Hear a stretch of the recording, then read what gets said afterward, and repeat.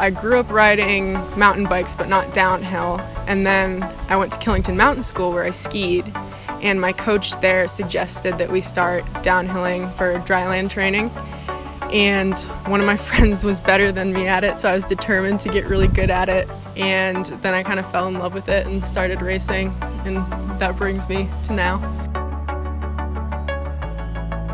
Right now I'm riding Goat Skull. Since it's a race course, it has a really great mix of rocks and roots and tricky corners and jumps, and it all flows together really nicely. My favorite part is probably the monster jump/drop kind of mid-course. Well, I keep riding at Killington partially because it's my home mountain, but mostly because they have a great mix of every kind of terrain. It's the perfect place.